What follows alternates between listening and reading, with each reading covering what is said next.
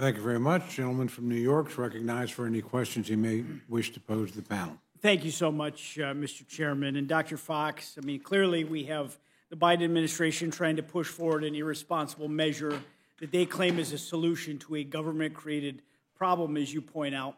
I'd like to just pose to you, instead of using tax dollars for a big bailout for those that chose to take loans versus those that didn't, where should we instead be focused when it comes to reducing the cost of higher education? I mean, it strikes me that we're out there up against the big educational industrial complex that keeps running up the score, running up the price, and the only solution that we've heard so far is more free stuff.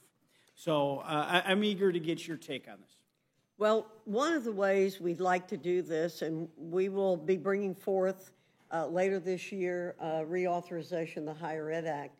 And one of the plans that we have is to have colleges and universities have skin in the game so that if students graduate and they don't pay back their loans, or even if they don't graduate, if they attend college and they take out loans and they don't pay them back, then we think it's up to the colleges and universities to have some skin in the game on this issue.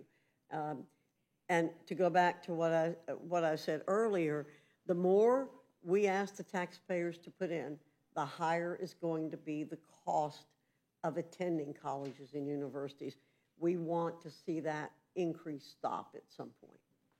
Well, thank you very much, Dr. Fox. I mean, and I've toured some of the great educational institutions in my district. There are fabulous options for a low-cost education, especially as we're already investing so much of our state and federal dollars from the taxpayers into so many of our state educational institutions. In its opposition to this resolution, the Biden administration stated that our actions here are undercutting the economic recovery of the nation. And as I'm sure we all hear from businesses, farms, and factories all over the country, we have a labor shortage here. And I'm not talking about minimum wage jobs and service jobs. We're seeing good-paying jobs that require less education than a four-year college degree staying vacant, staying on the books. And it's having an impact on our long-term economic health, our ability to produce and to innovate. And it's having a long-term impact on our communities. This labor shortage and the rush to pursue expensive degrees without true return on investment, this is what is and will be undercutting our economic recovery and continued economic health if we don't move away from the paradigm that every single individual needs to go to college for 4 years and get a liberal arts degree.